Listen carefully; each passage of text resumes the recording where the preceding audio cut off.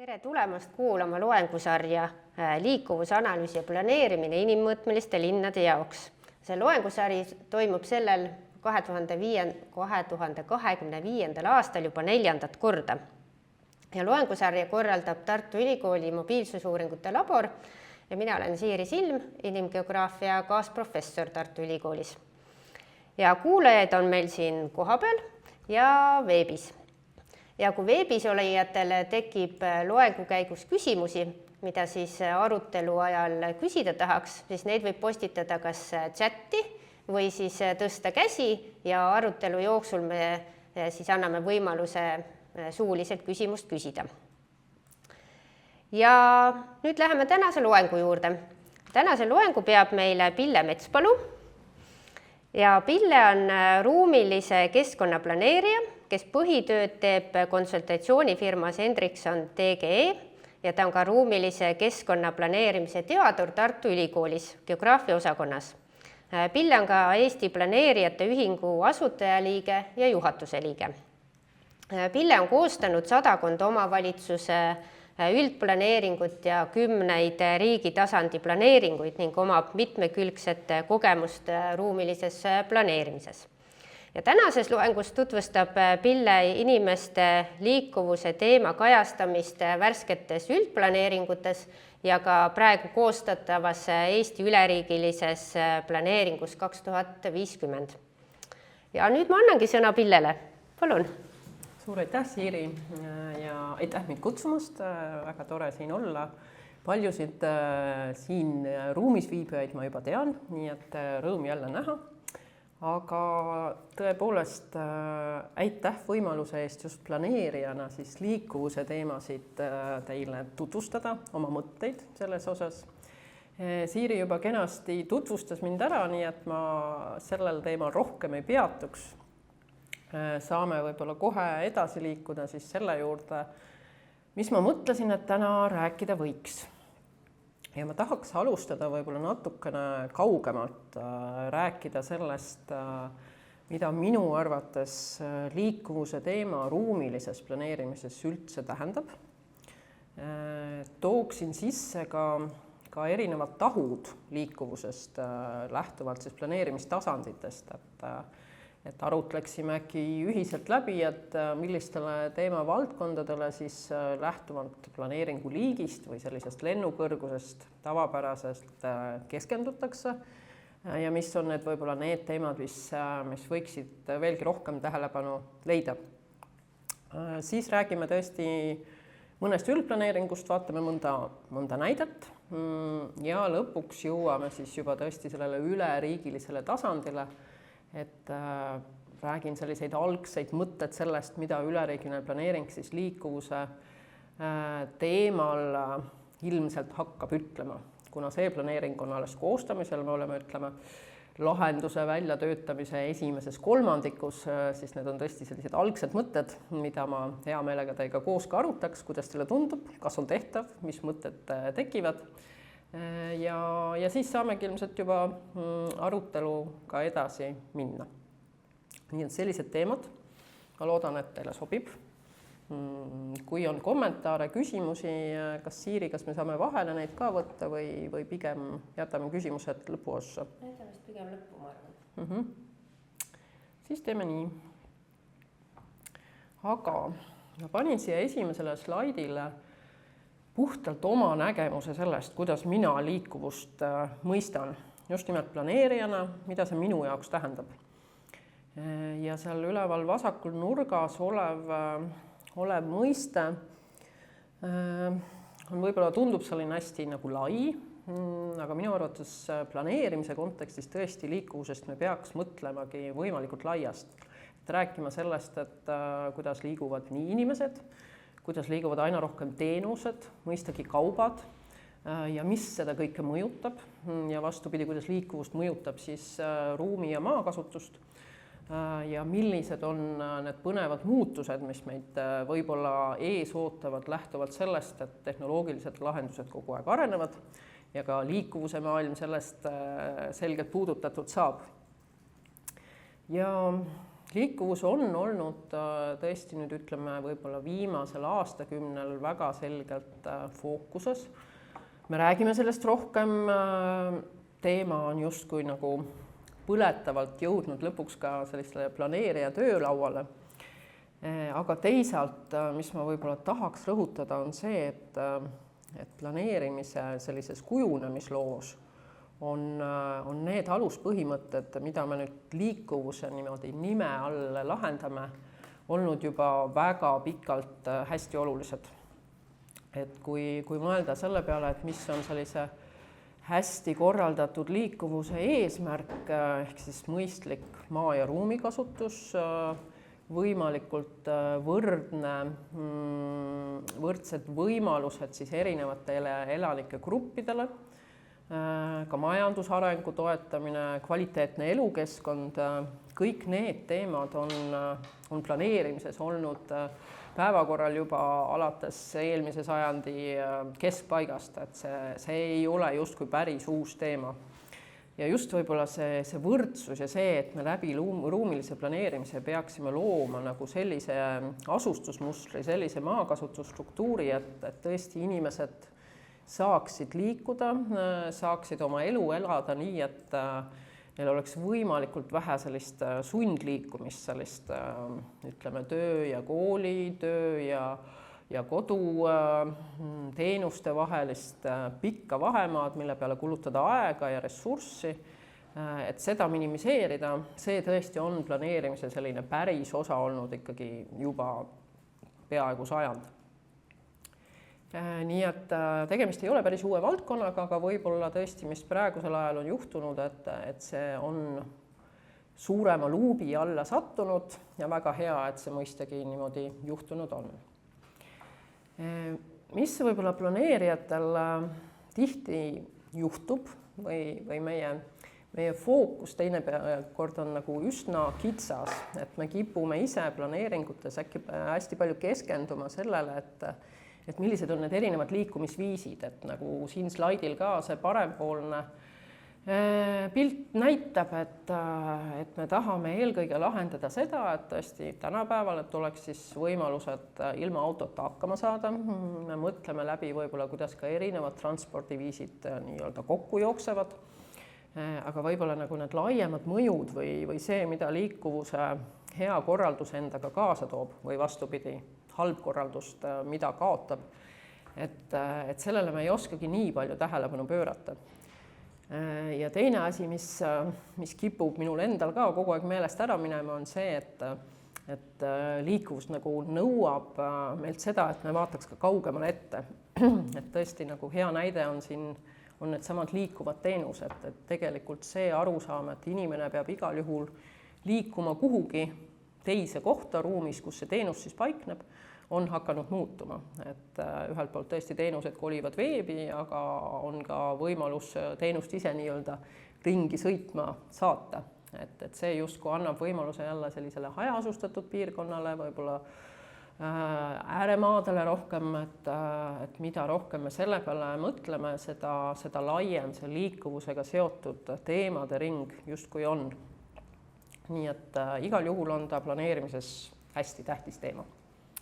Ja võib-olla natuke on räägitud ka sellest, et selline nagu muna ja kana teema, et kas oluline on hea liikuvus ja tühja sellest, kuidas see maakasutus või see ruumikasutus seal taga on, sest me saame nagu läbi ühenduste tagada seda, et me võime ruumi kokku tõmmata, me võime ikkagi teha inimestele ligipääsetavaks teenused, kui meil käivad kiired bussid või kiired rongid või on väga mugavad kergliiklusteed, siis justkui ei olegi väga hull, kui selline teenuste võrk on hõre või laiali valgunud või inimesed ise peavad liikuma siis näiteks elukohast tööle päris pikalt. Või on siis olulisem just see, et me peaks seda maakasutusega suunama, et kuidas planeerida uusi asumeid või veelgi tähtsam tänapäeval, kuidas ümber korraldada siis juba välja kujunenud linnalist keskkonda või poollinnalist keskkonda selliselt, et liikumine oleks mõistlik. ja ma usun, et need mõlemad vaatenurgad on tähtsad, aga jälle planeerijatena me võib-olla peaks rohkem keskenduma sellele, et tõesti meie maa- ja ruumikasutus seda mõistlikku liikumist siis paremini soosiks või esile kutsuks.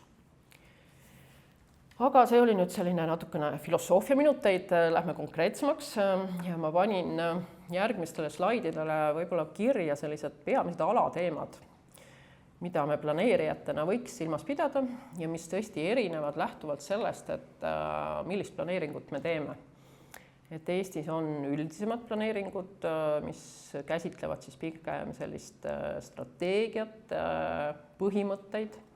Nendeks on siis üleriigiline planeering, maakonnaplaneering, ka omavalitsuse üldplaneering, mis tihtipeale on seal vahepeal, ta on nagu strateegia ja põhimõtted ja ka maakasutustingimused, mis on siis enamasti selliste täpsemate planeeringute ülesanne, nagu siin on skeemil nimetatud siis mingisugune piirkonna üldplaneering või detailplaneering.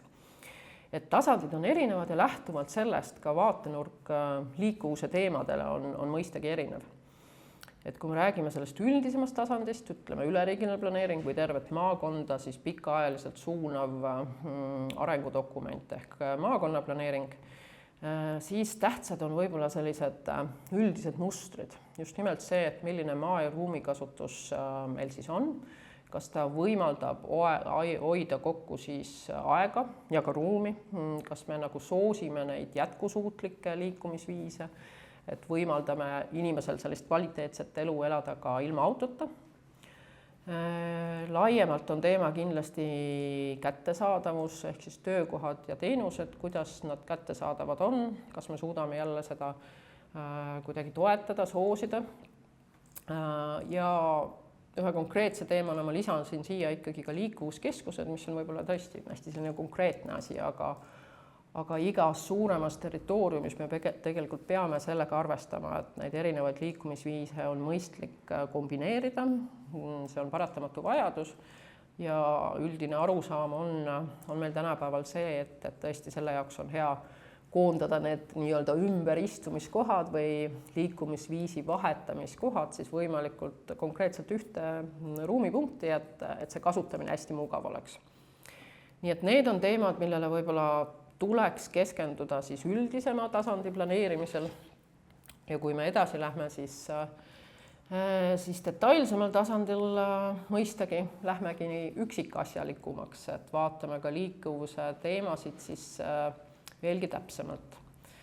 Ja enamasti juhtub nii, et siis mingi piirkonna üldplaneeringus näiteks on see linnaosa või on see siis lihtsalt mingisugune asum ja ka detailplaneeringus peamiseks ülesandeks muutub see, et tõesti erinevad liikumisviisid oleks võimaldatud, et just nimelt see, et erinevad inimgrupid saaksid oma igapäevased toimetamised teha võimalikult mõistlikult ära. Enamasti linnalises keskkonnas muidugi eriti muutub oluliseks siis tänavaruumi selline korraldus, tänavaruumi konkreetne detailne planeerimine, kuidas juba ruumi jaotada siis erinevate liikumisviiside vahel, kuidas tagada ühtlasi see, et see jaotus oleks ka kliimakindel, et seal mahuksid ära haljastuslahendused, võib-olla looduspõhised sademeveelahendused ja kuidas see kõik niimoodi võimalikult inimsõbralik välja näeks ja kasutatav oleks. Et see on siis detailsema planeeringu küsimus.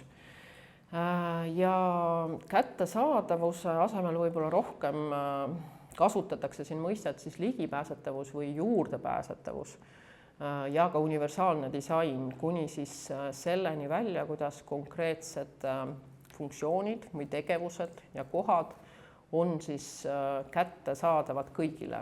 Ehk siis see ligipääsetavus läbi juba väga konkreetsete linnaruumiliste lahenduste kuni projekteerimiseni välja, kuni selleni välja, kuidas ka puuetega inimesed tõesti oma igapäeva toimetamised ära teha saaks, kuidas me arvestaksime erinevate eagruppidega, et ilmselgelt sellised väga justkui lihtsad lahendused, mis meil teinekord kipuvad meelest ära minema, et meil ei ole käsipuusid, kui on trepp linnaruumis või on tõepoolest sellised suured üleminekud, kus inimesed, kellel see võib-olla on kas ealisest või muudest tingimustest tulenevalt keeruline selline suur samm teha, et selle peale me justkui nagu kuidagi unustame ära selle peale mõelda. Mis on hästi kurb, sest see kuidagi oli väga tugevalt olemas kas või nõukogude ajal projekteerimisnormides, kus olid kõik hästi paigas, aga selline suur üleminek liberaalsele turumajandusele Eestis tõi kaasa ka selle, et tõesti need normid me unustasime kuidagi hästi ära.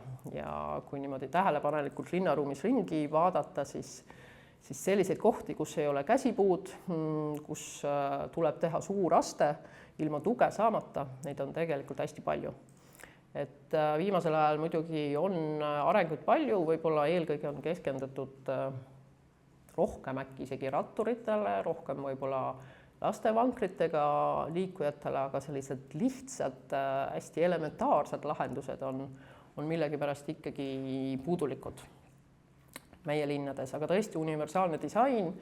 Selle kohta on ka meil Eestis mitmeid juhendmaterjale ja paraku ei ole nad normi jõuga, sellised standardid ka vist päriselt veel ei ole, nii et need puudujäägid kipuvad meil tõesti igapäevaelus väga silma paistma.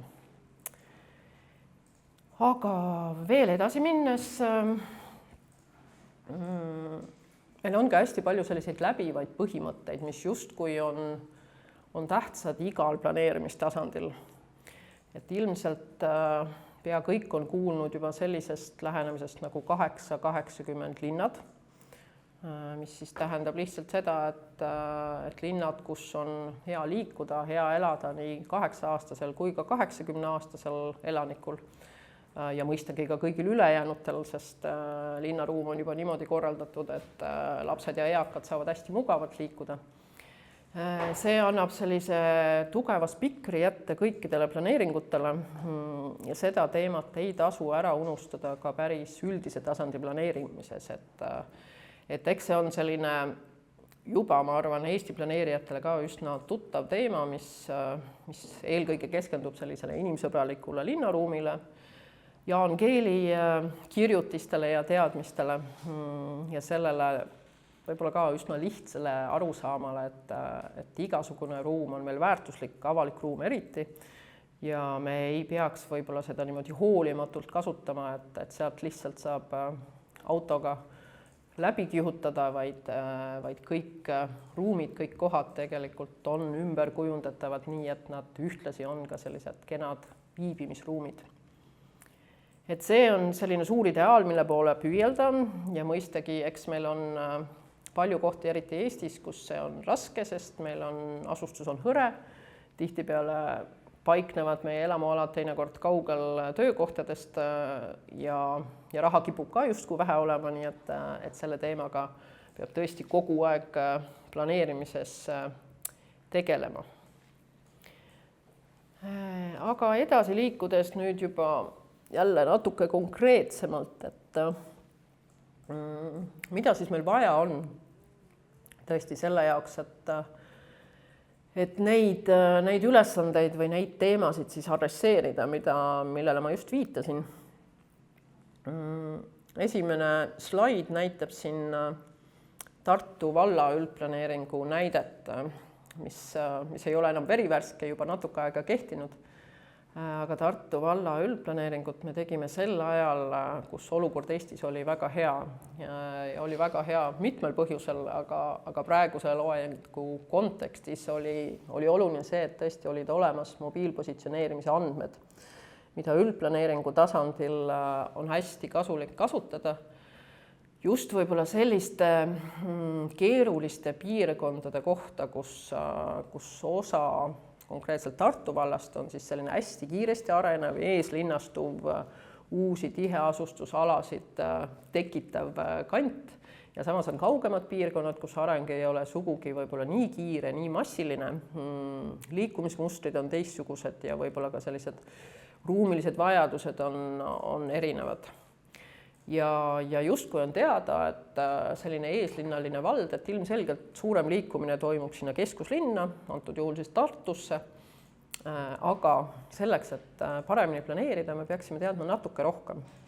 kuhu liigutakse, millistel eesmärkidel liigutakse, mis on nende liikujate sellised tõesti nagu peamised vajadused, kas kiiresti ja otse, kas ohutult, kas võib-olla hoopis nii, et oleks kena jalutada. Et seda kõike saab täpsemalt vaadata siis, kui me teame, kes need liikujad on ja millised on nende sellised ajalis-ruumilised mustrid. Ja Tartu valla üldplaneeringu puhul tõesti me koostöös Positiumiga mobiilpositsioneerimise andmete põhjal saime sellise päris hea pildi, mis võimaldas aru saada siis täpsemalt sellest, et mis seal sellises kiiresti arenevas Tartu linnaäärses eeslinnas toimub ja toimub ka selles vaates, et kuidas ta nagu mõjutab ülejäänud valda ja ühtlasi ka linna, et kas sinna hakkab tekkima mingisugune pudelikael, milline see täpselt on ja kuidas sealt nagu edasi liikuda. Selle jaoks on andmeid hädasti vaja. Nii et liikuvusuuringute vajadus, liikuvusanalüüsid, uuringud, mulle tundub just sellisele üldplaneeringu tasandile annavad väga palju juurde, et me saame siis lahendust paremini läbi mõelda. Ja siin pildi peal on näha ka, et tõesti, eks kõik teavad, et Tartu vald suuresti käib Tartu linnas tööl, et palju teenuseid tarbitakse ka justkui keskuslinnas. Eks ka see võib-olla oli eelnevalt teada, et tihtipeale tullakse teispoole jõge, et ei jääda sinna nii-öelda Kõrveküla poole jõge, vaid tullakse siia kesklinna poole, et Maarja mõisa on oluline sihtmärk, palju käiakse kusagil Lõunakeskuse kandis. Nii et sisendandmeid annab see tegelikult ka jube hästi sellisele piiriülesele transpordikorraldusele, et mis on alati ka keeruline teema Eesti omavalitsuste jaoks ja kus teinekord on seda arutamist ja erinevaid arvamusi päris palju, siis selline andmestik annab siia hästi palju juurde. Ja veel, et kui planeeringut teha ja puhtalt niimoodi planeerija vaatenurgast vaadata, et mis meil siis veel võiks vaja olla, et mis võib-olla on sellised olulised asjad. Ma võtaks selle hästi lihtsalt kokku, et tegelikult ongi vaja argumente, on vaja põhjendusi, sest kõik sellised inimsõbralikud, hästi läbimõeldud liikuvuslahendused nõuavad raha ja selleks, et avaliku raha mõistlikku kasutamist suunata, on vaja seda ka hästi põhjendada. Ja jälle seesama Tartu valla näide, mis tõi siin välja võib-olla just selle, et Vahi-Raadi piirkond, tartlased teavad seda ilmselt hästi, Tartu linna külje all on täpselt selline, kus ühelt poolt tekib pudelikael, kuna liikujaid nagu selle joonise pealt ka näha on ka kaugemalt vallast päris palju, käiakse igapäevaselt, ehk siis see liikumismuster on hästi selgelt läbi sellise kiire arengu läbi teinud eeslinnalise piirkonna. Seda on praegu seal nii-öelda ruumis päris hästi näha, et läbi sõidab maantee, tõepoolest tuumikuid on hästi palju tipptundidel, samal ajal kannatab see kohapealne liikumine, et tegelikult elanikud peavad siis üle sellise väga riigimaanteelise iseloomuga teekoridori minema parki justkui, ja väga mugav see ei ole, väga nagu inimsõbralik see ei ole. Suuremad kauplused on tekkinud nii, et seal ei ole ühistranspordi peatust, nii et ilmselgelt nagu see liikumismuster on ka mõjutanud seda, et milline see praegu see eeslinnaline ruum seal on. Nii et selliste argumentide najal on võimalik suunata siis loodetavasti arengut edaspidi nii, et tekiks ehk vähe inimsõbralikum liikumismuster.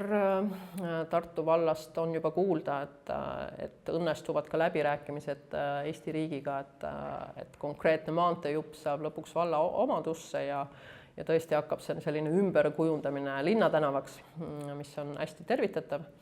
Aga jälle liikuvuse andmed näitavad meile kätte, et millised on need läbivad liikumismood, et kus on need inimesed, kes tahavad kiiresti jõuda siis kodus tööle näiteks.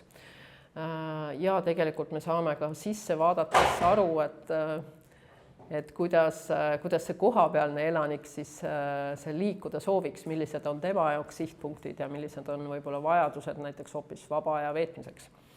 Et nende liikumismustrite kokku sulatamiseks tõesti on vaja nii andmeid kui ka häid argumente, et lõpuks neid investeeringuid teha.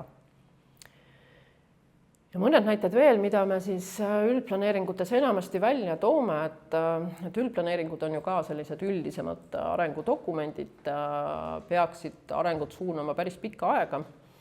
Enamasti tuuakse välja põhimõtted, mida siis omakorda peaks põhjendama, neil peavad ka olema siis konkreetsed argumendid taga. Ja siin Tartu valla näide toob välja seda, et tõesti, et see linna lähiala nõuab erinevat lähenemist ülejäänud valla territooriumist ja ilmselgelt selline vähem kaitstud liiklejate vajaduste esile toomine on tulnud siis ka põhimõtetest välja, et seda on oluliseks peetud ja loodetavasti saab siis aluseks võtta nii detailplaneeringutel kui juba projekteerimisel. Nii mõnigi kord, võib-olla eriti just linnalistes piirkondades, jõuab liikuvuse teema lõpuks välja ka tänavate ristlõigeteni. Et siin on üks Tartu Ränilinna üldplaneeringu näide. Mulle endale meeldib see näide just sellepärast, et ta on selline visandlik, et ta on tõesti meie meeskonnas olnud arhitekti poolt vaba käega tehtud ja näitab seda põhimõtet, et milline peaks olema seal kavandatud tänavate iseloom, millised liikumisviisid seal aktsepteeritud on. Praegu sellele otsa vaadates kindlasti te oskate öelda, et kus on siis buss, et kas ühistranspordirada justkui eraldi ei ole, et ikkagi äkki kuidagi autokeskne. Samas ta on selline Tartu linna äärelinnaline piirkond ja vähemalt tol hetkel, kui üldplaneeringut koostati, nähti tõesti, et sellised need tänavaristlõiked peaks olema. Õnneks on vähemalt esindatud ka kõik teised liikujate grupid, on olemas ka kõrghaljastus, võiks olla võib-olla veel paremad haljastuslahendused. Tänapäeval me teame võib-olla juba paremini seda, et ruumi nõuab tõesti ka looduspõhiste sademeveelahenduste kavandamine ja muud sellised teemad. Aga tõesti liikuvuse teema käsitlus linnalises üldplaneeringus võikski jõuda ka nii konkreetsete põhimõtete ja tingimusteni, et asi oleks lõpuks kasutatav siis ka tõesti nii detailsel planeerimisel kui ka projekteerimisel. Ja üks teema veel, mida siis üldplaneeringutes teinekord välja tuuakse, eriti jälle linnalistes piirkondades, on tänavate liigitus. Et selle kohta Eestis on meil olemas linnatänavate standard. Ma tahaks rõhutada, et standard on soovituslik dokument, kuigi enamasti võetakse see aluseks kui üsna konkreetne suunis ja ta annab tegelikult siis tänavate liigituse näol sellise arusaama, et kus on suuremat liikujate mahtu võimaldavad tänavad, kus on läbivat liikumist võimaldavad tänavad, millised on sellised tänavad, kus liiguvad eelkõige need, kes tahavad jõuda oma koduni ja millest tulenevalt siis tõesti ka see tänavaruum peaks olema natuke teissugune, kuhu peaksid mahtuma ära bussid, võib-olla ka midagi enamat, võib-olla ka rööbastransport. Et see on üsna loogiline, et üldplaneeringu raames ka sellise tulemuseni jõuda, et see tulevane maakasutusmuster siis tõesti ka selle pilguga läbi mängida. Üks näide on mul üldplaneeringutes siin veel Narva linnast. Ja ma panin siia lihtsalt meie kaardirakenduse välja võtta. Narva linna üldplaneering veel kehtestatud ei ole, on järelevalves ehk siis lõpufaasis. Aga siin võib-olla liikuvuse teema kontekstis mulle see planeering kohe päris meeldis ja meeldis sellepärast, et Narva minu arust on üks väheseid Eesti linnu, mis koos Narva-Jõesuuga kasutab ära ka veetransporti, ehk siis see jõetramm, mis käib Narva ja Narva-Jõesuu vahel, on hästi vahva. Nüüd on üldplaneeringusse sai sisse ka ikkagi see mõte, et kas tramm või mingisugune muu tänapäevane selline ühistranspordikoridor tuleks välja arendada, sest kuigi Narva linn on hästi kompaktne, siis Kulgu sadama vahel, ma ei tea, ma siin olijatele vist saan kuidagi näidata, kas meil mingid pointerit on või? See äkki on või? Ei ole, vist ei ole. Ma näitan siit pastakaga. Et meil siin lõuna pool Narva veehoidlas on Kulgu sadam ja siia sadama lähedale tramm võiks tulla, just nimelt, ja minna siis sinna põhjaossa välja, siis teil kindlasti tekib küsimus, et miks ta seal niimoodi otse ära lõpeb, et tegelikult mõte oli ka see, et võib-olla ta võiks edasi liikuda Narva-Jõesuusse, aga no seda ikkagi väga perspektiivikaks ei peetud ja viidi ta siis sinna üles Rahu tänava äärde, seal tegelikult teisel pool Rahu tänavat on hästi aktiivselt kasutatav puhkeala, Äkkeküla puhkepiirkond, kus tõesti toimub palju, kus aastaringselt käiakse väga palju, nii et selline kiire ühistranspordiühendus linnas, mis on ikkagi päris suur, on kindlasti mõistlik planeerida. Ja nagu ikka, eks linnalises liikuvuses jalakäijad, ratturid, selline mikromobiilsus valab alati eraldi tähelepanu ja ka selle jaoks on vaja teada nii seda, kus elavad erinevas vanuses elanikud, kus on rohkem lapsi, kus võiks olla rohkem lapsi, millist linnalist piirkonda me eelisarendame. Narva linn on kahanev, nii et hästi oluline oli ka see teema, et kuidas seda kesklinnalist piirkonda siis eelisarendatult hoogsalt arenema saada või vähemalt pidurdada seal seda kahanemist. Nii et nii palju üldplaneeringutest. Ma vaatan kella ja mõtlen, et ma pean minema nüüd ikkagi edasi ka meie üleriigilise planeeringu juurde, et me jõuaks natuke ka sellest hästi põnevast teemast rääkida. Et üleriigiline planeering siis Eesti 2050, mis on hetkel koostamisel, on järjekorras 3. üleriigiline planeering, et ka hetkel meil on siis kehtimas planeering, mille aastanumber on 2030+, aga sellegipoolest juba siis koostatakse ka uut planeeringut. Planeeringu koostamist veab Majandus-Kommunikatsiooniministeerium, kuhu alla siis praegu ruumiline planeerimine Eestis kuulub. Ja seda koostatakse siis suure konsultantide meeskonna abiga ja mul on suur rõõm olla siis selle meeskonna juhiks. Ja planeeringu koostamine on päris pikk protsess, seal on tõesti kaasatud hästi palju erinevaid osapooli, huvisid on palju, kompromisse riigi ja avalike huvide osas tuleks teha tõesti jõuliselt ja palju. Nii et töö kestab meil 2026 aasta lõpuni. Hästi lühidalt, kui öelda, et mis asi ta on, et see on tõesti selline riigi ruumilise arengu pikk plaan ja võib-olla eelkõige on teda vaja selleks, et just seda avalikku raha mõistlikult kulutada. Et me saaks aru, millised ruumilised trendid meil kogu riigi arengut kujundavad, et me ei suunaks neid niigi väheseid avalikke rahastusvariante kohtadesse, kus nad võib-olla mingit kasu kaasa ei too. Ja mida planeering teeb, neid teemasid on päris palju, aga võib-olla kõige tähtsam teema, milline üleriigiline planeering keskendub, on meie tulevane asustusstruktuur. Kus on olulisemad keskused, millised piirkonnad, millise kiirusega arenevad, kuidas rahvastik paikneb ja sellest tulenevalt, kuidas korraldada kogu ülejäänud elu.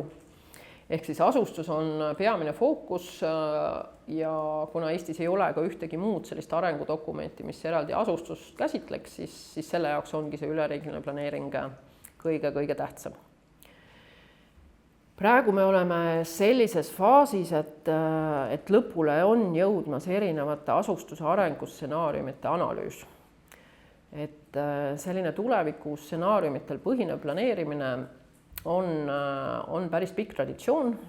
Eesmärk on see, et võib-olla mitte päris jõuda selle ühe ja kõige õigema stsenaariumini, vaid anda otsustajale, üleriigilise planeeringu kehtestab siis Vabariigi Valitsus, anna otsustajale, kõigile huvilistele võimalikult palju infot, mis erinevate arenguvariantide puhul juhtuma võiks hakata. Et seepärast mängitakse nii-öelda läbi need erinevad stsenaariumid ja üleriigilise planeeringu puhul meil on neid hetkel 4, jääbki 4. Ja siin on need niimoodi skemaatiliselt ära nimetatud. Ja vahe nende erinevate stsenaariumite puhul võib-olla on natuke sellises regionaalses võrdsuses versus ebavõrdsuses, et sellisel teljel, kuigi ta ei ole ka päris üksühene loogika, meil siin nii-öelda paremat viimane ehk siis 4. stsenaarium kasvav Eesti näeb ette seda, et nii kliimapagulaste kui ka võib-olla jätkuvate militaarsete konfliktide tõttu Eestisse sisseränne jätkub ja kasvavad justkui nii keskused kui meie hajaasustus. Et selline väga pika vaatega võimalik stsenaarium. Esimesed 3 on siis pealinnastuv Eesti, mis ütleb ilmselt üsna hästi ära, mida siin mõeldud on, et kasvab eelkõige Tallinn, Põhja-Eesti, pealinna regioon kõige rohkem. Suurlinnade Eesti, kus seda arengut suunatakse siis ka Tartusse, Pärnusse ja Ida-Viru linnastusse. Väikekeskuste Eesti, kus kasvama võiksid hakata või vähemalt kasvu kahanemist võiks pidurdada siis kõikides, maakonnakeskustes ja võib-olla ka väiksemates keskustes. Ja siis seesama kasvav Eesti. Meie praegune analüüs näitab seda, et me hetkel oleme väga selgelt seal pealinnastuva Eesti arenguteljel. Seda näitab nii rahvastiku areng, nii töökohtade paiknemine, nii see, kus on avalikud teenused ja kus ei ole. Hoolimata sellest, et nii meie kehtiv üleriigiline planeering kui ka riiklik arengukava pigem näevad ideaalina ette seda väikekeskuste Eestit. Nii et tegelikult me ei ole suutnud oma ruumilist arengut suunata sinnapoole, et me seda jõuliselt pealinna eelisarendamist tekitavaid trende suudaks ümber pöörata. Ja praegu ongi see analüüsi tulemuste arutlusel nüüd kevad-suvel võiksid jõuda siis otsustajad arusaamale, et kas me võtame ette suuri jõupingutusi ja katsume siis seda arengusuunda muuta, et pealinnastuva Eesti asemel võtta mingi muu kombinatsioon, et vähemalt siis kuidagi toetada kas suuremaid keskusi või võib-olla ka osasid väiksemaid keskusi. Et täpselt sellises arengu või arutamise etapis me praegu üleriigilises planeeringus oleme. Mis on aga võib-olla meie tänase loengu teema kontekstis oluline, et ükskõik milline see asustuse areng olema saab, igal juhul on liikuvusel hästi tähtis roll. Et liikuvus peab toetama seda asustuse arengut, asustuse paiknemist, et ilmselgelt neid teemasid peab koos vaatama. Ma näitan teile mõnda kaarti veel kiirelt nüüd veel, et mida me oleme siis praegu üleriigilise planeeringu raames juba nii-öelda tuvastanud, et tegime ära sellise nagu teenuskeskuste analüüsi. Vaatasime, et kus on teenused säilinud. Teenuskeskused on määratud meil muuhulgas näiteks maakonnaplaneeringutega erinevatel tasanditel ja sellel kaardil on siis näha, et kõik punased, oranžid keskused on sellised, kus teenuseid ei ole enam kaugeltki nii palju, kui neid sinna algselt planeeriti. Ehk siis sisuliselt eriti punased ja tumepunased ei toimi enam kas siis vastavalt kas lähikeskuse või kohaliku keskusena, et seal lihtsalt ei ole teinekord enam lasteaeda, ei ole kooli, on kadunud postkontor, nii edasi. Et ilmselgelt väikesed keskused on löögi all, joonistuvad välja piirkonnad, kus see võib-olla see kadu on suurem. Ja sellest lähtuvalt tuleb teha tegelikult uusi otsuseid. Samasugust trendi näitab ka tööalane pendelränne, et selline igapäevane liikumine töökohtade vahel. Siin jääb kohe silma see suur lillakas laik, mis on siis meie Tallinna pealinna regiooni ümber ja see ongi see võib-olla see kõige suurem trend, et pealinna selline tõmbepiirkond või toimepiirkond aina kasvab. Aina kaugemalt on inimesed sõltuvad sellest, et nende töökoht on Tallinnas või nende sellised peamised liikumise ankurpunktid on Tallinnas. Nii et me näeme seda, et jälle need väiksemad keskused on oma tähtsust kaotanud just nii-öelda töörände keskuspunktidena. Et kasvanud on siis eelkõige Tallinn, natuke ka Tartu ja väga paljud väiksemad on kadunud. ja mis me siis sellise teadmistega nüüd pihta hakkame, et eks sellel üleriigilisel planeeringul on nüüd rasked otsused ees. Esiteks tõesti jõuda siis nagu laiapõhjalisele kokkuleppele, et kas me katsume seda trendi kuidagi ümber muuta. Igal juhul, kui me ka trendi ümber muutame, me näeme, et see olukord on kujunenud juba väga selliseks ruumis ebaühtlaseks ja seda tuleb igal juhul toetada siis selliste jõuliste liikvuslahendustega. Hetkel on läbiviimisel ka ühistranspordireform. Ise väga loodame, et sealt tuleb sellist tugevat abikätt, et kuidas siis ühistransporti võib-olla kaasaegsemalt, kas siis nõudluspõhisemalt näiteks hõredates piirkondades või mingil muul moel niimoodi arendada, et ta päriselt toimiks siis asustust toetavana. Üleriigiline planeering on eesmärgiks seadnud väga sellise suurejoonelise loosungina kõlava eesmärgi, et meil on ühe akadeemilise tunni Eesti, mis tähendab siis seda, et teenuseid ja töökohti pakkuvatesse keskustesse peaks jõudma 45 minutiga. Ilmselt erinevaid liikumisviise kombineerides, võib-olla mitte ainult ühistranspordiga, vaid võib-olla ka jalgsi kõndides ja siis bussi peale istudes nii edasi. Et see peaks olema see eesmärk, mille poole me püüdleme. See kaardirakenduse pilt siin näitab praegust olukorda, ehk siis ühistranspordi areaalid meie maakonnakeskuste ümber siis nii, et 45 minutiga jõuaks kohale. Ja te näete seda, et hästi suur osa Eestit on katmata. Ja lisaks muidugi me ei räägi siin veel sellist väga ideaalsest sagedusest, et tihtipeale see nii-öelda kättesaadavus on olemas, aga mugavus on ikka hästi kehva. Ja seetõttu ühistranspordiga seotud teemad on hästi valusad, mida näitas meile hästi ära ka üks üleriigilise planeeringu alusuuring, mis oli meie jaoks üks hästi põnev andmete allikas või selline huvitavad tulemused. Et üleriigilise planeeringu käigus viidi läbi siis selline asi nagu noorte ruumikasutuse uuring, kus muu hulgas küsiti ka liikuvuseelistusi. Küsitleti siis 1000 noort üle Eesti sellises proportsionaalses valimis, et kõik Eesti piirkonnad oleks siis proportsionaalselt kaetud, Norstati abiga see läbi viidi, nii et ta võiks olla üsna selline esinduslik. Ja meie arvasime, meie hüpotees oli see, et tänapäeva noored küsitleti siis 18 kuni 35 aastat vanuses selline päris lai vanusrühm. Et tänapäeva noored justkui on oma eelistusi päris tugevalt muutunud, et ilmselt sellised keskkonnasäästlikud liikumisviisid on nende jaoks hästi olulised. Küsimustiku tulemused seda ikkagi päriselt ei näidanud. Väga valusalt tuli välja see, et ühistransporti puudub igasugune usk, eriti nagu väiksemate keskuste või nii-öelda maapiirkondades elavatel noortel. See lihtsalt ei ole mingi teema, et kui ka rong olemas on, siis istuma ikka ei saa või ta käib nii harva nii edasi. Et hästi suur puudujääk tuli välja just nimelt seoses ühistranspordiga. Ja meie jaoks oli oluline ka see, et saada aru, et millised on noorte nagu ruumikasutuse eelistused, et kuidas nad ideaalis oma elukorraldust näeks ka just nende igapäevaste liikumiste kontekstis. Ja väga selgelt tuli välja see, et aega väärtustatakse, et tööle tahetakse jõuda siis tõesti maksimaalselt poole tunniga, hoolimata sellest, kus on su elukoht. Ideaal on see, et töökoht on siis poole tunni kaugusel, mõistagi muidugi on selge uus normaalsus ka kaugtöö, et tegelikult osa aega tahetakse igal juhul kodus töötada. Ja lisaks siis ka selline teenuste kättesaadavus nõudmised on justkui selles osas päris suured. Ja mis meid veel justkui natuke üllatas, et me küsisime seda ka, et mis on siis teie jaoks oluline avalikus ruumis, et mis asjad, mis teemad siis tähtsad on. Ja kui te vaatate seda loetelu, see loetelu on üles ehitatud siis nii, et tõesti need rohelised tähendavad protsenti vastanutest, kelle jaoks see konkreetne teema oli siis oluline või väga oluline. Ehk siis mida rohelisem, seda tähtsam.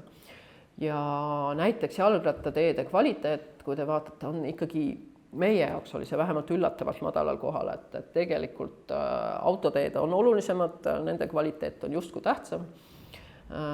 Jalgrataste parkimine on hoopis vähetähtis, ühistranspordi nagu sellised ootealad või peatused, nende kvaliteet samamoodi ei ole oluline, et see on ühelt poolt võib-olla tõesti seotud sellega, et seda lihtsalt praegu ei kasutata nii palju, ei osata seetõttu väärtustada, aga ta näitab ikka sellist suurt lõhet, et kui me tahame püüelda nagu hästi palju kestlikuma liikumusmustri poole, siis siia tuleb teha hästi-hästi suuri jõupingutusi, et see tõepoolest oleks noorte meie nii-öelda üleriigilise planeeringu elluviijate jaoks üldse mingi reaalne võimalus või nagu arvestatav valik. Nii et sellega ma tahakski lõpetada.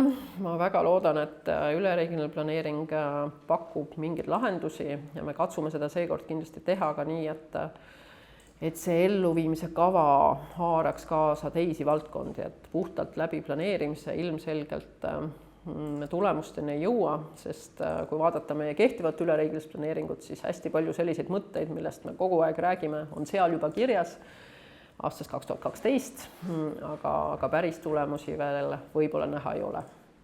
Nii et sellise natuke nukra noodiga ma siis praegu lõpetaks. Aga aitäh! Aitäh sulle! Teeme aplausi ka. Aga nüüd on siis küsimuste osa. Et võib-olla alustame siit kohapeal kuulajatest. Võin siin jagada mikrofoni teile, et kostaks paremini ka veebis olijatele. On kellegil kohe küsimust. Veebis ka, kes on veebis, saavad esitada küsimusi näiteks chatti. Aga kui kellegil kohe ei ole, siis ma võin alustada seal ise. Seal oli. Sul on väga hea. Ma küsin, et hästi palju räägitaksegi ikkagi, et see inimeste liikuvus ja kõik see, ja sa tõid väga hästi välja just see, et tegelikult peaks ka seda teenuste poolt ja ka mis võib-olla meetoditele võiks seda prognoosida just nende teenuste ajalis-ruumilisi mustreid.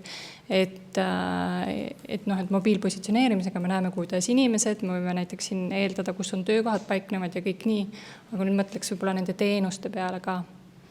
Ja, see on hästi hea küsimus, aitäh, keeruline küsimus, ma väga hästi vastata ei oska. Aga mis ilmselt on nagu ainuvõimalik, mulle tundub, on see, et teenuse pakkujatega lihtsalt otse suhelda. Et millised on nende arenguperspektiivid, kas nad näevad võimalusi, kas selline näiteks hajaasustuses tarbijate kogumine on üldse mingi valik või on see ümberkorraldamine tõesti mingil muul moel. Me natuke teame, et on tõesti, ma ei tea, raamatukogubussid või mõnes kohas sõidab juuksur ringi ja niimoodi, et tihtipeale need on pigem sellised kohalikud algatused ja sõltuvadki just sellest, on ju, et palju seal kohapeal selliseid särasilmseid inimesi on, kes seda teemat jaksavad vedada. Et paraku mulle endale tundub, et jälle, et see on võib-olla valdkond, mida saaks hästi äkki paremini toetada, et need samad, kuna see suure tõenäosusega jääb kohapealse algatuse õlule enam-vähem. Et siis tõesti, kui meil oleks meetmeid, mis aitavad teenuseid tagada ka muul moel, mingites piirkondades konkreetsed toetused, siis näiteks ma usun, et see toimiks palju paremini. No, kui palju see planeeringu protsess näiteks nüüd seda mõtlebki, et kas siis mingid teenused on ka, kus on riiklik see omanik ja sealt kaasas on mingid teemad? Ja. Üleriigiline planeering, eks me keskendume natuke rohkem nendele nii-öelda, et saaks need suuremad riiklikud asjad paika, saaks aru, kus meil jääb gümnaasiumivõrk näiteks on ju, kuidas kutseharidus, millistes kohtades tõenäoliselt toimima hakkab. Aga jälle mulle tundub, et selle protsessi raames just selliseid häid ideid välja tuleb ja tegevuskavasse saab neid ka väga hästi lisada. Nii et ma arvan küll, et ma loodan ise, et selle teemaga saame tegeleda. Pole natuke mul küsimus selle siit jätkuks, et sa tõid välja, et need erinevad stsenaariumid, mis on üleriigilises planeeringus, et liikuvus on nagu väga oluline seal, aga et kas seal on kuidagi ka need stsenaariumid, liikuvuse stsenaariumid või kuidagi liikuvus erinevate stsenaariumite kaupa, et mulle tundub, et pealinnastuva Eesti ja kasvava Eesti liikuvuslahendused peaksid olema väga erinevad. Et kui palju te nagu seda liikuvuse teemat seal olete nagu eraldi nagu uurinud või käsitlenud? Jaa, liikuvuse teemat tegelikult me ei ole jõudnud väga põhjalikult käsitleda. Stsenaariumite analüüsi raames meil oli eraldi vist ka kliima vaatenurgast stsenaariumite hindamine.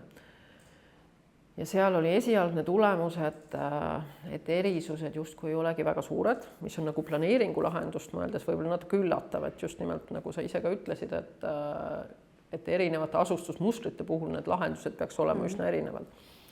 Nii et ma ise arvan, et me peame sinna veel süvitsi sisse minema, aga sisuliselt see planeeringu vaade võib-olla on see, et kui me saaks selle otsuse paika, kuhu poole me siis liikuma hakkame, et ma ise väga loodan, et see tuleb pigem vähemalt B või nagu kombinatsioon sellest, et me päris seda pealinnastuva Eesti, tähendab suurlinnade Eestit, meil on need tähed ka teinekord kasutusel, et me võib-olla seda ainult pealinnastuvast Eestist ei räägi, et kui me räägime juba ikkagi suuremate keskuste, tugevamate keskuste Eestist näiteks, siis ilmselgelt nende nii-öelda tagamaade liikuvuslahendused peavad olema küll sellised, et nad tõesti keskuste toimimist soosiks. Et sellele me peame tähelepanu pöörama. Aga kui sa tõid välja, et seal ei nähta suurt erinevust, et kuidas sa ise nagu tunnetad, et kas need, mulle natuke jäi kõlama, et sulle tundub ka, et need lahendused ikkagi on erinevad. Lahendused on igal juhul erinevad, on ju, aga nüüd stsenaariumite analüüsi tegijad hindasid justkui nagu mõjusid ja hindasid seda nii-öelda ka konkreetset rahalist jõupingutust, mis meil siis on vaja selleks, et neid trende muuta, on ju, seal nad kuidagi ei leidnud väga suuri vahesid. See on nagu huvitav lähenemine, sest mulle tundub, et saavutada see kasvava Eesti lahendus või et seal tundub, et võiks olla see, et see liikuvus on ikkagi kättesaadav ka maapiirkondades, siis miks seda siis praegu veel ei ole, kui selle mõju on täpselt samasugune? Jah, natuke seal küsimusi on, aga ilmselt saame seda veel arutada. Vaatame, kas on veel... Teil on küsimusi? Mul on küsimus, et selle ühe akadeemilise tunni Eesti kontekstis, et see läheb kuidagi väga vastuollu pealinnastuva Eestiga, et kui näiteks Valgast sünnitada ei saa, et siis võiks jõuda selle lühikese ajaga kuhugi. Et see on väga vastuoluline, tundub. Jah, ma ei tea, ta on hästi idealistlik. Et selles suhtes ta ühtlasi eeldab seda, et peamiselt sa peadki sinna oma lähimasse keskusesse jõudma, on ju, et sul ongi sinna ka põhjust minna. Et siis ta on nagu loogiline kontseptsioon, aga kui sul selle 45 minuti kaugusel mitte midagi ei ole, siis me ei saagi sellest kontseptsioonist rääkida, on ju, et see vaikimisi justkui see lähtekoht, mis juba aasta tagasi sai justkui paika, et sinnapoole me püüdleme, see tegelikult nagu ütlebki ette, et me tahame, et üle Eesti need keskused olemas oleks, on ju, et sinna on põhjust minna. Nii et selles mõttes ta on jah, selle pealinnastuva stsenaariumiga ilmselgelt vastuolus, et meil ei ole mõtet sinna ju raha kulutada, kui Valgas on ainult turismibüroo, on ju. Nii et nii on, jah.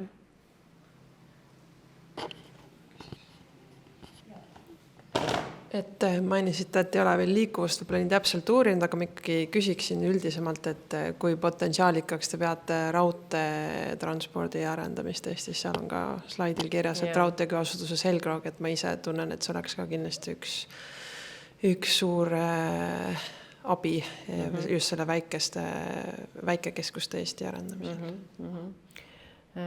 Jah.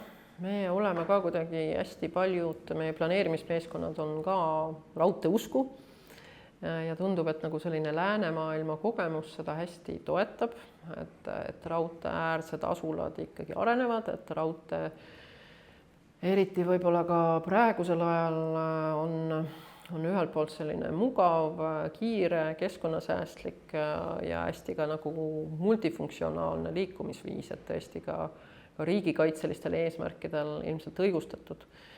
Ja kuna meie raudteevõrk loodetavasti areneb veelgi, Rail Baltic ilmselt millalgi välja ehitatakse, siis me ise näeme küll, et see võiks olla üks arengusuund, aga siin on mitu aga, et seesama Rail Balticu trass, mida meie ka kavandasime, ega ta ei ole hästi paigutatud, on ju, et tema nagu kulgemine, lähteülesanne oli see, et kavandada trass loodusest eemale ja inimesest eemale.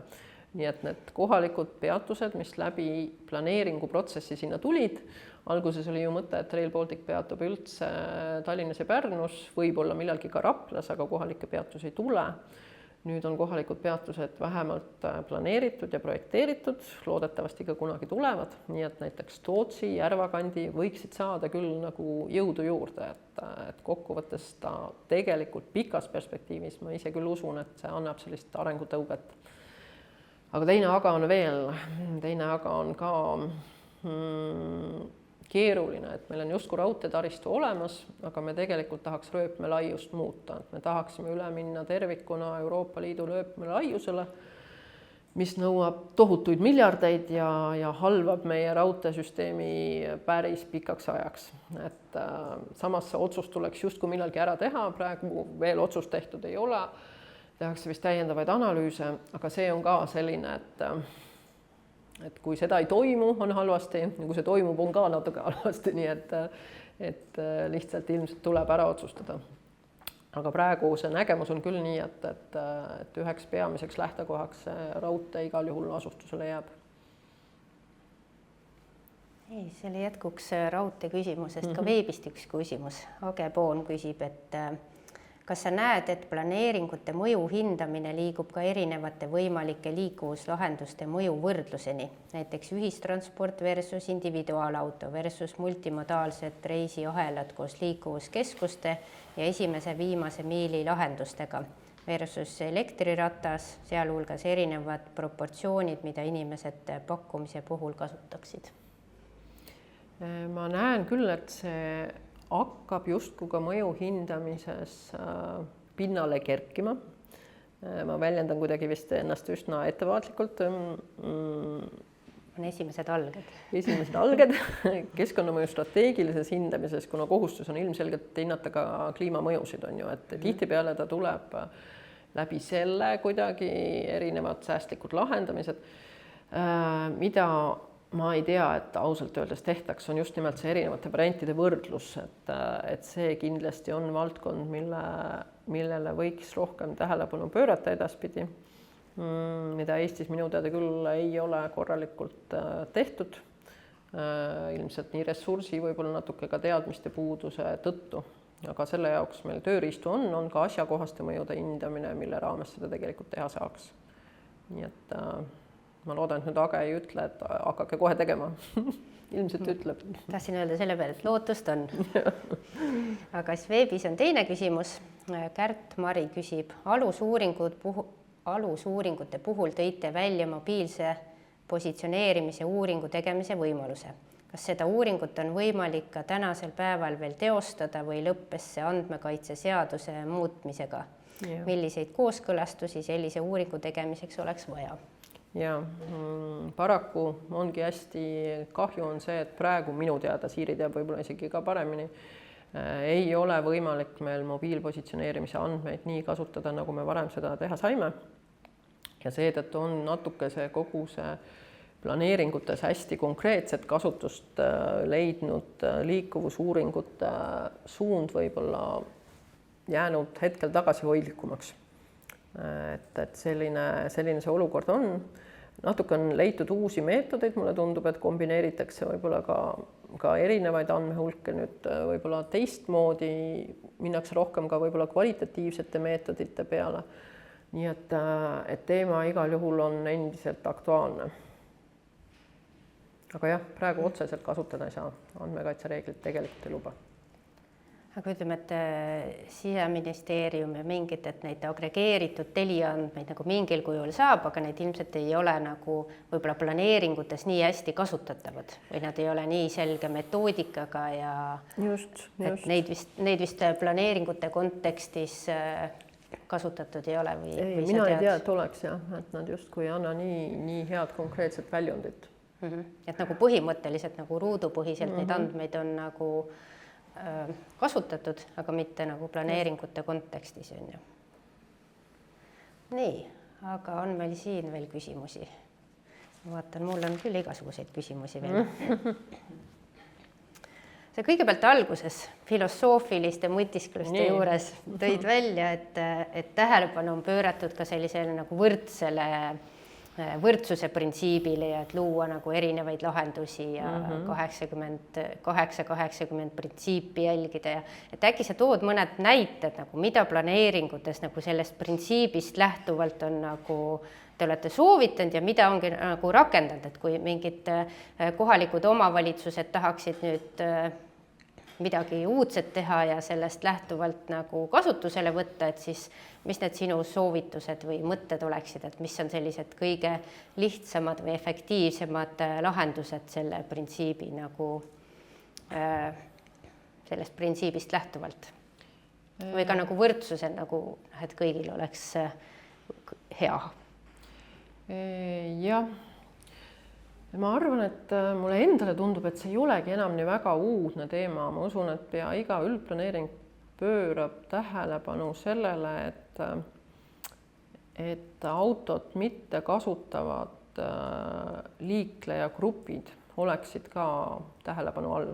Et peamine mõte, mis mulle tundub, et on planeerimises juba ikkagi päris hästi juurdunud, on see, et me ei saa kavandada oma nii tänavaid, teid kui üldse liikumisruumi nii, et see arvestaks siis ainult mootorsõidukite vajadusega.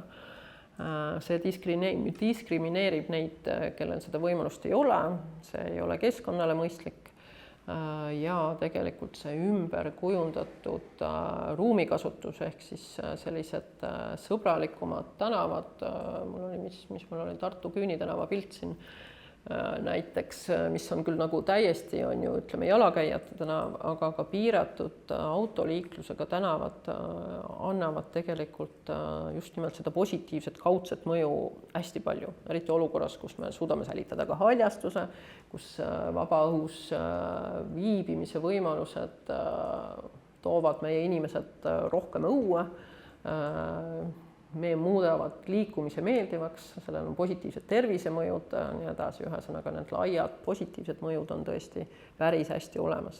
Nii et ma arvan, selline tänavaruumi ümberkujundamine on võib-olla kõige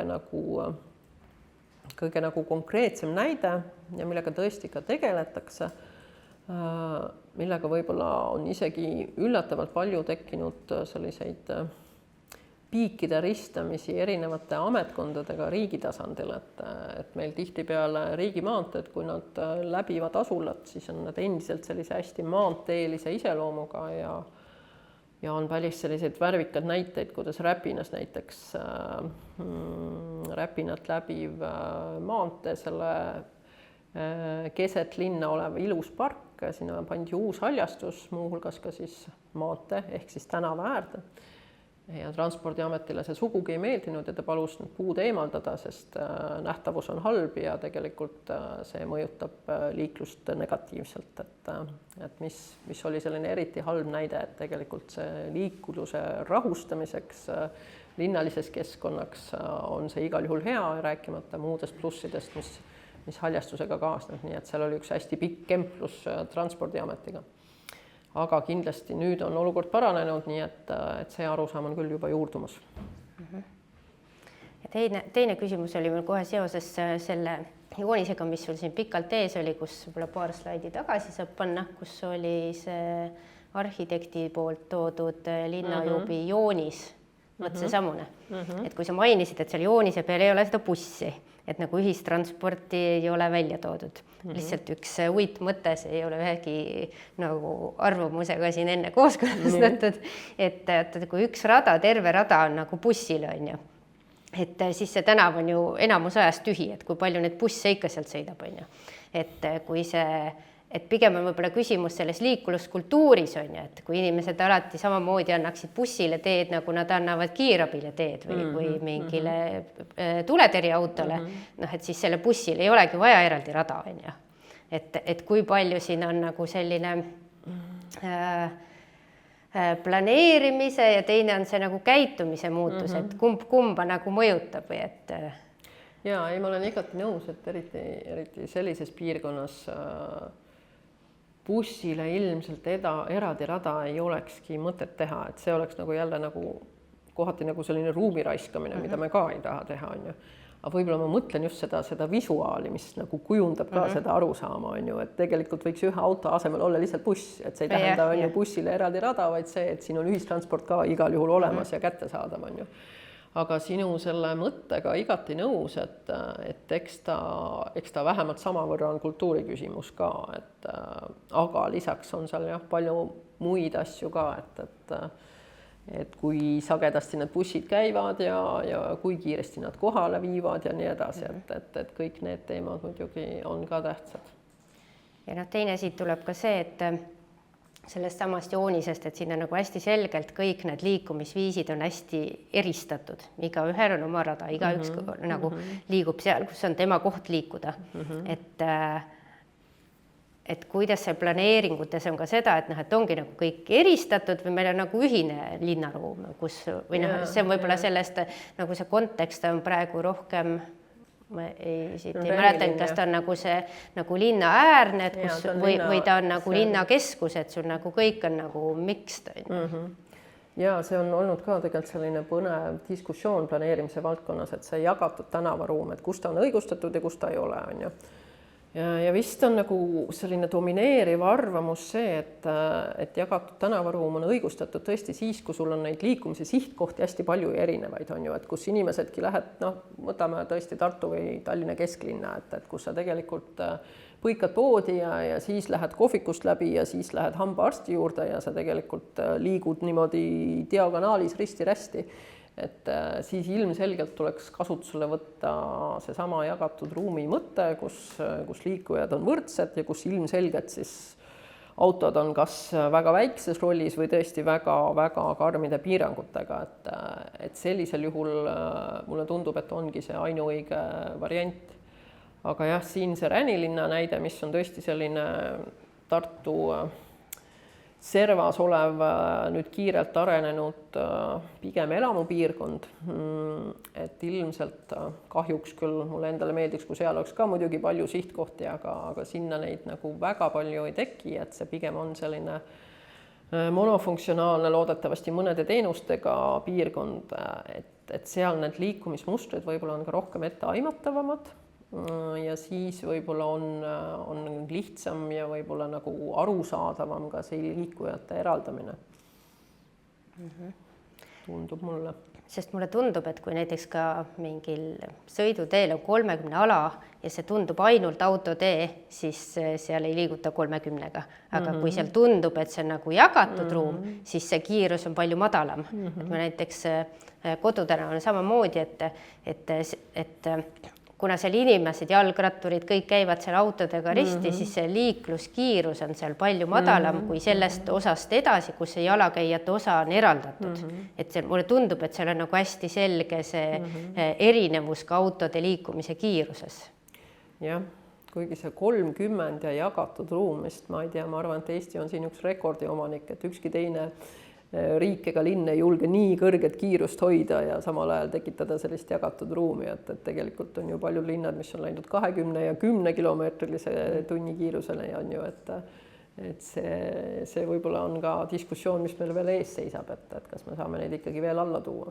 No ilmselt see ei ole päris jagatud ruum nagu selle definitsiooni mõttes on ja. Aga sisuliselt ta nagu mõnes mõttes nii toimib on ju juba, mis on jälle ju pluss.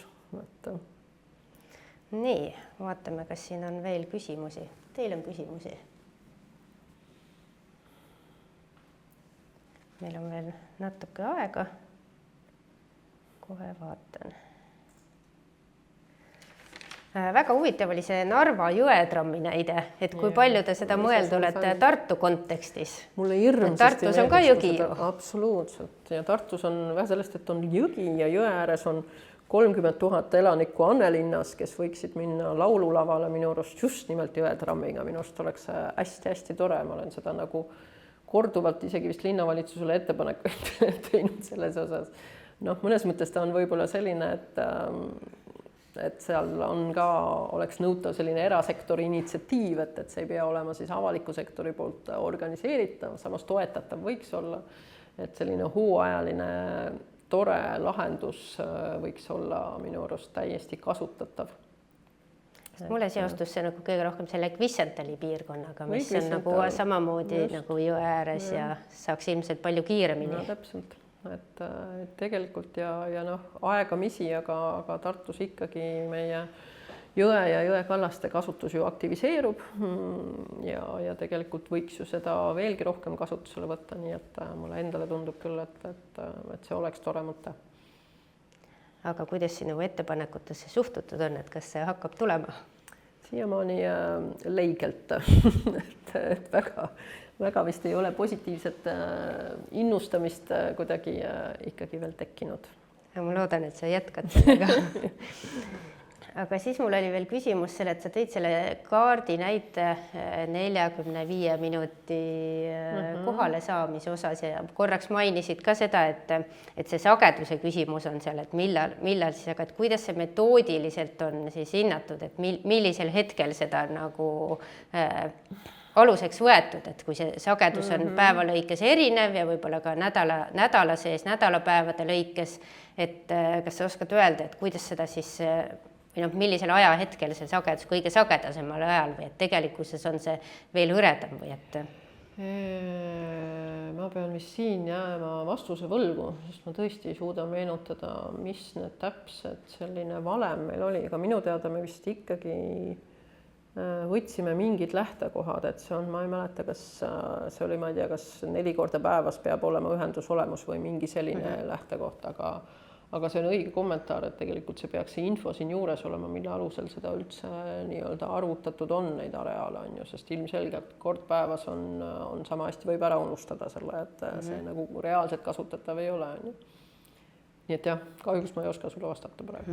Ja teine metoodiline küsimus oli mul oli selle noorte uuringu kohta, et kui nad tahtsid saada kohale 30 minutiga, et kas seal kuidagi oli arvestatud ka seda, et kui sa elad Võrus ja tahad saada Tallinnasse 30 minutiga, sa ei saa ju isegi bussi või nagu autoga sinna, on ju.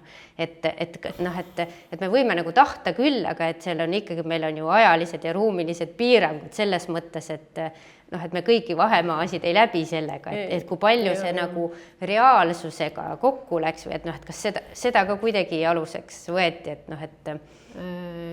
selle metoodika oli tegelikult päris üheselt selline, et eesmärk oligi mitte seda reaalsusega selles mõttes kokku loksutada, et aru saada, et milline on ruum nagu noorte jaoks see ideaalne ruum. Ja hästi selgelt tuli välja, et need noored, kes on pärit ise või elavad praegu kas väiksemates kohtades või päris maal, on oma kodukohale hästi lojaalsed, nad tahakski niimoodi edasi elada, aga nagu mida intervjuud näitasid, olid muidugi väga see, et kõik olid mures, et kas tööd leida on, et võib-olla ikkagi tuleb nagu sellise mõistliku tasuva töö pärast võib-olla ära kolida, aga ilmselgelt öeldi välja, et seda ei tahetaks teha, et tegelikult nagu selline hästi suur privaatsuse ootus oma elukeskkonnale oli ka noorte puhul hästi selgelt märgatav, et see oli võib-olla meie jaoks ka üks selline üsna huvitav tulemus, et see arusaam, et ikkagi väga selge ideaal on elada kas oma majas või siis paarismajas või siis ridamajas ja võimaluses ikkagi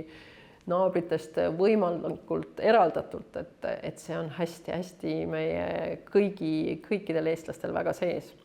Nii et ühelt poolt ta seab jälle tõesti sellise ideaalse ootuse mustri ette, mida on raske kokku viia võib-olla sellega, et kõik teised vajadused oleks rahuldatud. Aga kuna see teisalt nagu näitab meile võib-olla seda, et üks teine eesmärk, mille poole me justkui igal juhul peame püüdlema, on see, et võtta võimalikult vähe looduslikku maad uuesti kasutusele või mitte uuesti, lihtsalt võtta kasutusele võimalikult vähe looduslikku maad, et kui raske seda tegelikult on teha, et meie nagu linnade tihendamine või linnade kompaktsena hoidmine ja lootus, et eestlasele meeldib väga elada kortermajas ja üksteisega tihedalt koos, et see on üsna raske tulema, et siin peab välja mõtlema ka mingeid nutikaid lahendusi ja leevendavaid asju, et see selline kompaktsem asustusmuster kuidagi üldse tekkima hakkaks. Nii et jah, meie jaoks sellised huvitavad tulemused. Aga sel juhul kompaktne asustusmuster ei lähe enam kokku sellega, et sa ei taha, et keegi sinu ümber elab.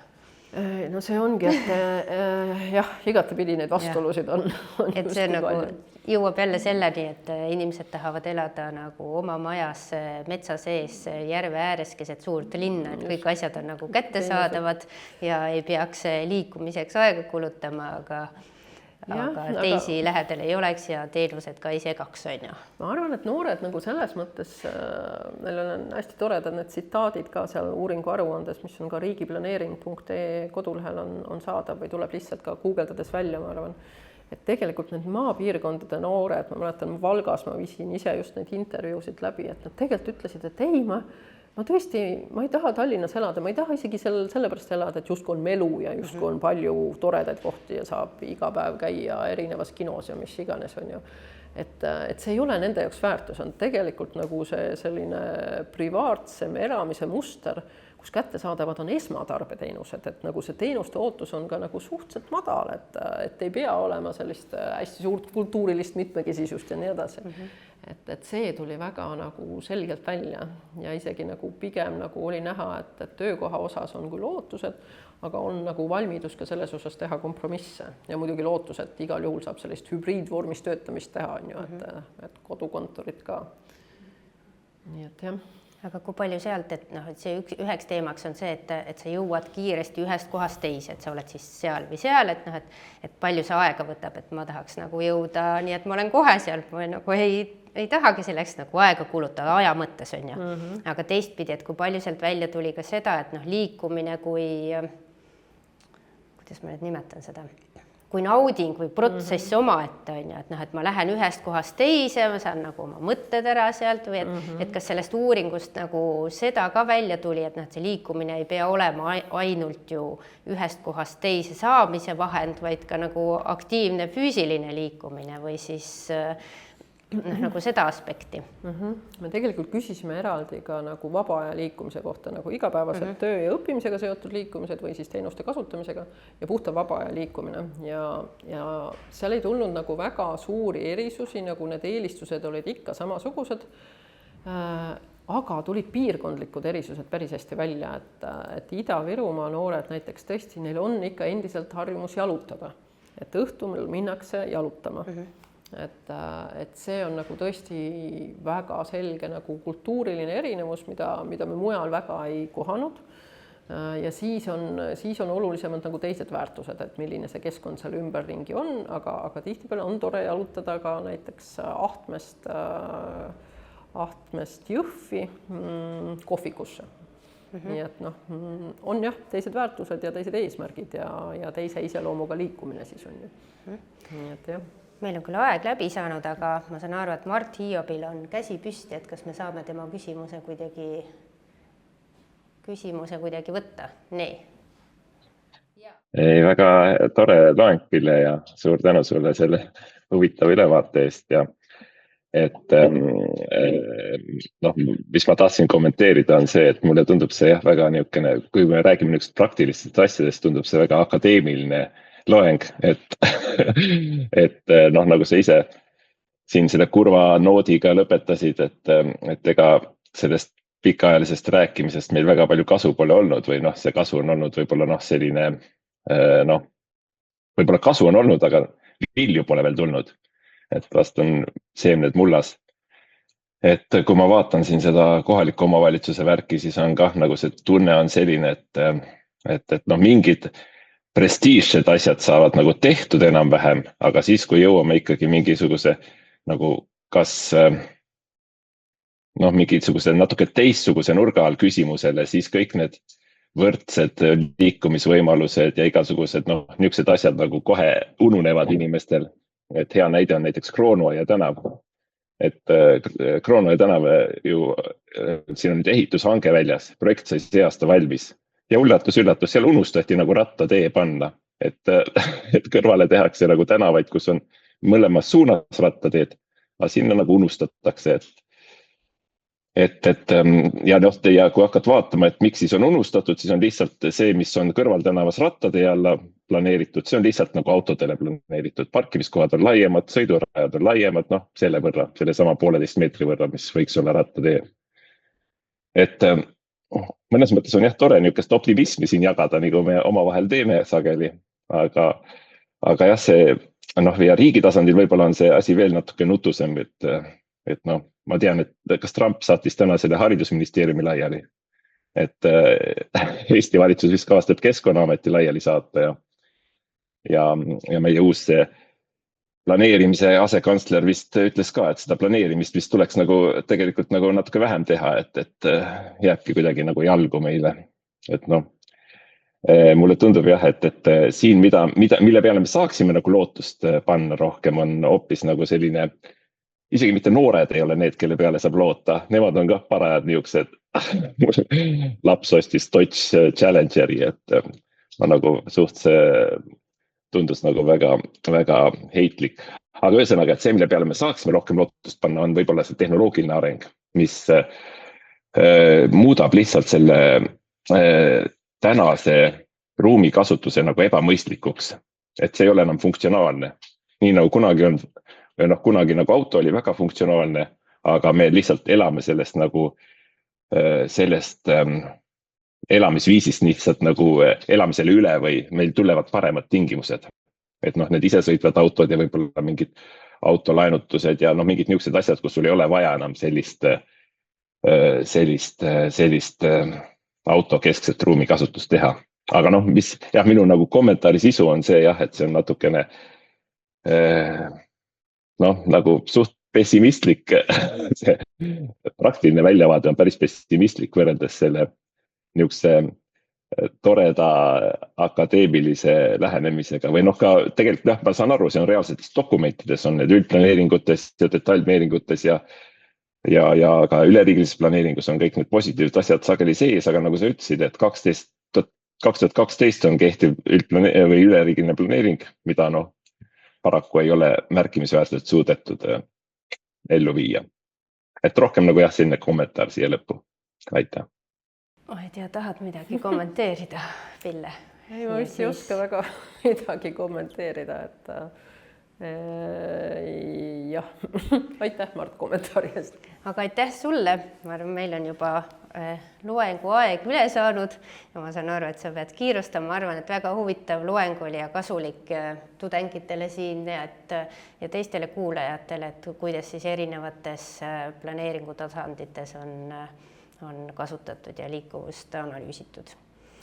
Ja järgmise loengu peab 3. aprillil Kaidi Põldoja ja Paku Ernest Ullmann Tallinna linnaplaneerimise ametist ja siis nad räägivad Tallinna liikuvuskeskkonna strateegilisest arendamisest. Ja kohtume peagi!